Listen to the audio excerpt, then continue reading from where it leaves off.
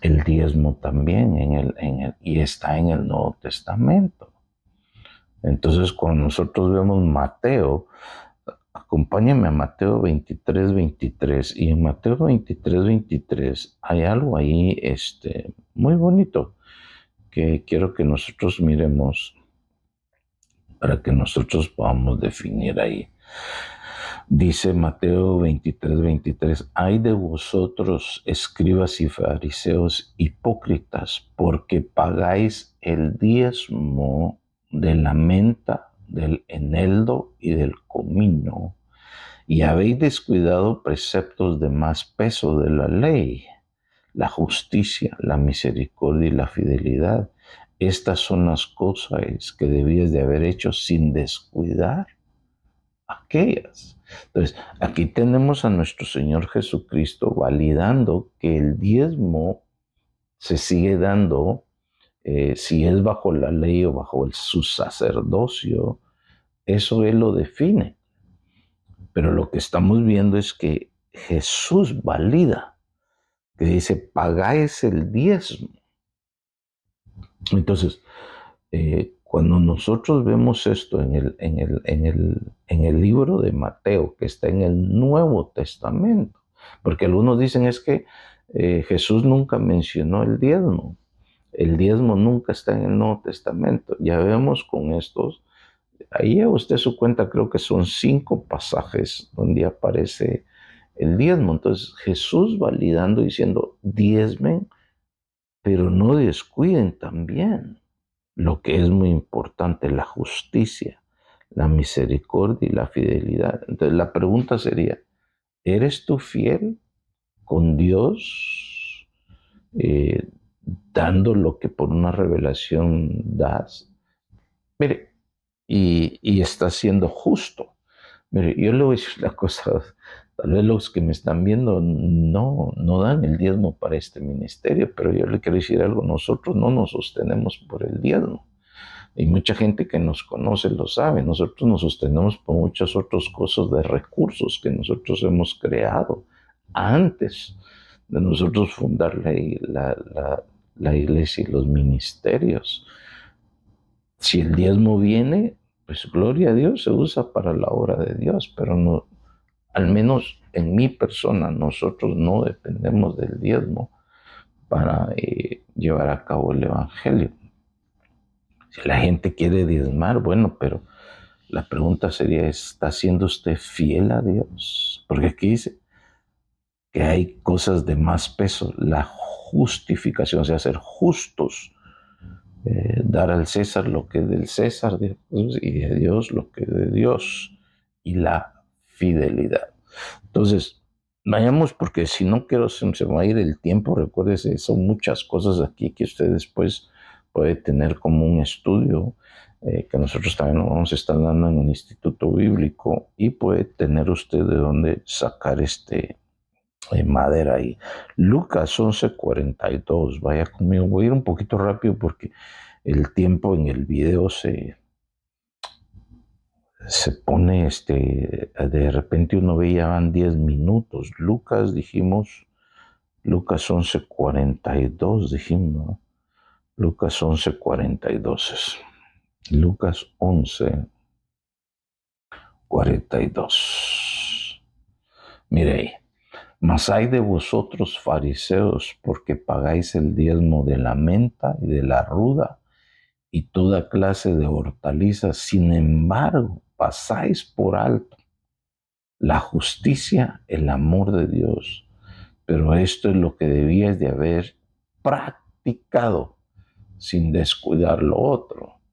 Entonces, si Jesús hubiera dicho, bueno, es que el diezmo solo es de la ley, no diezmen. Él no está diciendo eso. Él dice que no descuiden ni lo uno ni lo otro, pero tampoco nos está avalando que el diezmo solo era de la ley. Jesús sabe perfectamente que el diezmo se estableció bajo Abraham y Melquisedec. Él no tiene conflictos en su mente con eso. Usted sabe, Jesús es nuestro Señor Jesucristo, pero ¿quién es el que tiene conflictos con eso? alguien que no es fiel con Dios, alguien que no es justo y lo más importante, que no le ha llegado la revelación como le llegó a Abraham por medio de Melquisedec. Si a usted no le ha llegado la revelación como a Abraham, que tiene que darle el diezmo a nuestro sacerdote, que es nuestro Señor Jesucristo, usted no le está haciendo honor a la fidelidad.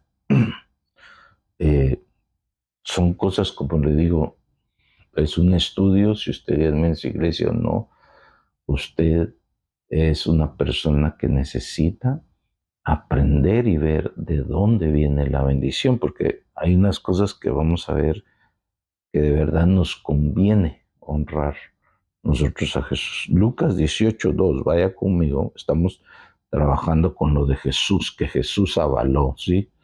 Lucas 18:2. Es 12, perdón, hermano, no es 12, es 12. Vayamos un poquito más abajo. Este dice era el fariseo que estaba orando de pie y decía esto: yo ayuno 2 veces, dice en el versículo 12, yo ayuno 2 veces por semana y doy el diezmo de todo lo que gano. El diezmo está allí en el Nuevo Testamento. Lo que pasa es que usted no lo ve. Ahí no está diciendo el fariseo o el que está ahí parado junto al altar que si el diezmo es de la ley o no es de la ley. Él está diezmando a Dios. Supuestamente Dios, el Dios de Abraham, ¿verdad? Que era el Dios altísimo y Yahweh.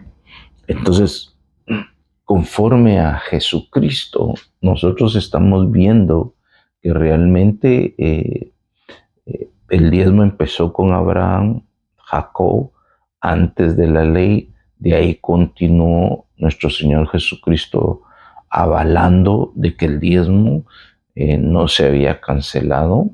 El diezmo seguía, ahí estaba el otro sumo sacerdote, que era nuestro Señor Jesucristo, según el orden de Melquisedec, avalando que el diezmo no venía de una idea de la ley, venía de una idea de Abraham con Melquisedec y de Jacob con el Dios que le habían enseñado sus padres. Entonces, todo está en el Nuevo Testamento, lo que hemos estado leyendo, porque hay gente que dice, no, es que el diezmo no está en el Nuevo Testamento. Lo que pasa es que usted no estudia o no le enseñan bien. Por eso es muy importante uno estudiar la palabra de Dios y estar con alguien que realmente enseña desde Génesis hasta Apocalipsis, ¿verdad? Entonces, cuando Jesús está viendo la frase de no descuidar ni esto del otro, está avalando las dos cosas. Y recuérdese que Jesús está avalando algo que él, como sumo sacerdote, está hablando de que el diezmo sigue vigente en el tiempo de él. Porque si él no lo hubiera visto como vigente, entonces hubiera dicho, bueno, cada quien que nomás busque la justicia, el amor, la fidelidad y es todo. Pero él no dijo eso.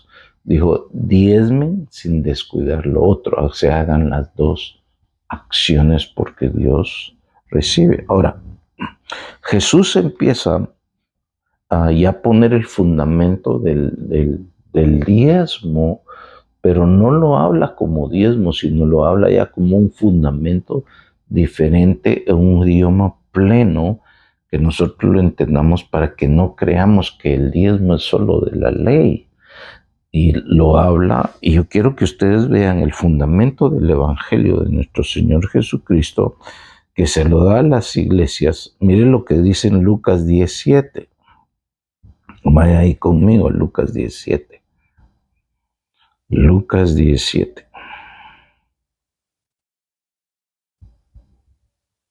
Recuerden, estos videos van a estar por segmentos, así que usted puede ver 1, 2 o 3, dependiendo cuántos videos hemos hecho, ¿verdad?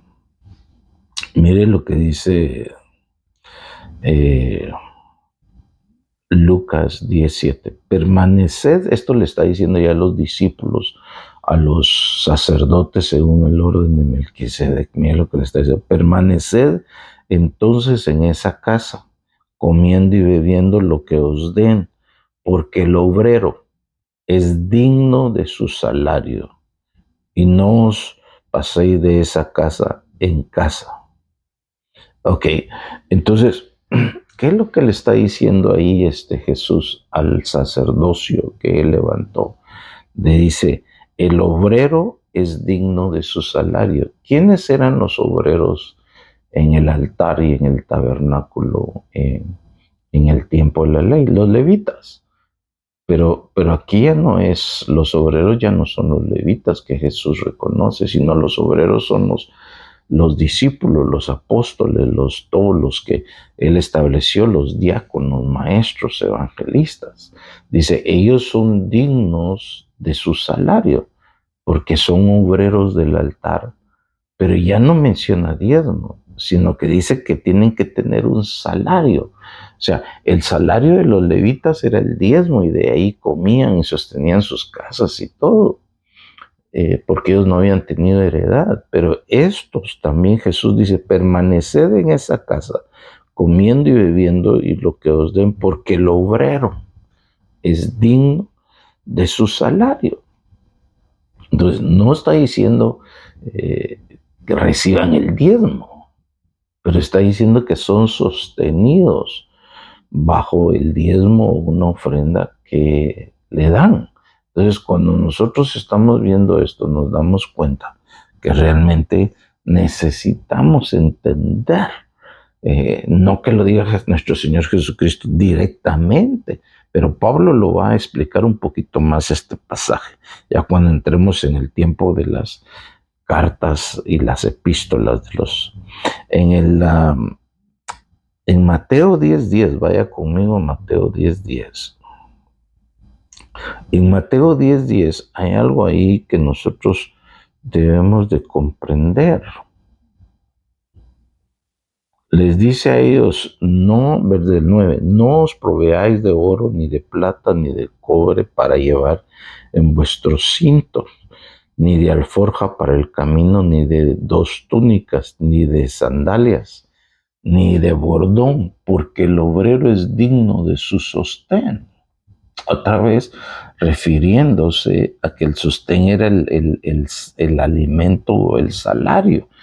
Entonces, ellos, nuestro Señor Jesucristo, que era el sumo sacerdote según el orden de Melquisedec, les enseñó a este sacerdocio que habla Pedro en su primera carta en el capítulo 2, que ellos eran dignos porque eran de ese linaje del sacerdocio de Melquisedec, según el orden de Melquisedec y de nuestro Señor Jesucristo.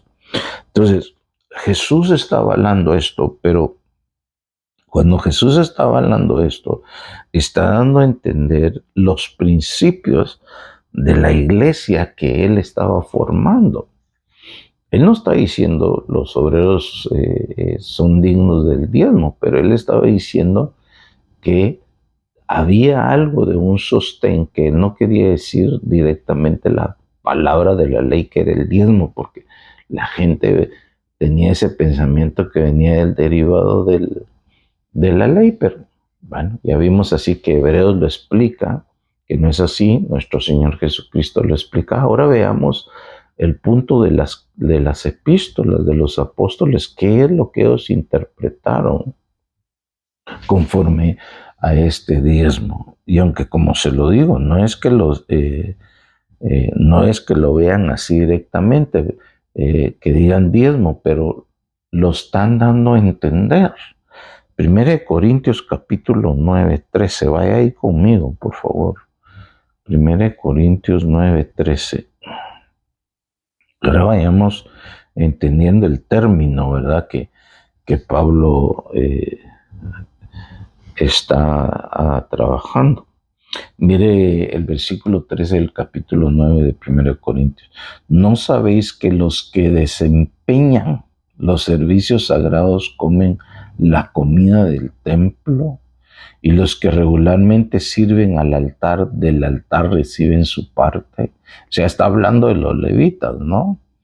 Así también ordenó el Señor, o sea, Jesús, que los que proclaman el Evangelio vivan del Evangelio, ¿sí?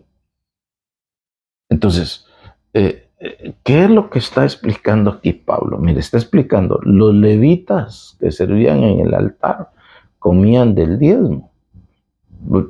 Estoy parafraseando porque no lo estoy diciendo así claro, pero porque Pablo no quiere usar términos de la ley, pero sí lo está poniendo como fundamento. Mire lo que dice, ¿no sabéis que los que desempeñan los servicios sagrados comen de la comida del templo? Y los que regularmente sirven al altar, del altar reciben su parte. ¿Quiénes eran los que estaban designados a trabajar en el templo y en el altar? Los levitas. Entonces Pablo está agarrando a los levitas como ejemplo y ahora viene y dice, así como ellos, ahora quiero que entiendan que la iglesia, los ministros del Nuevo Testamento, del el orden de Melquisedec, dice, mire lo que dice.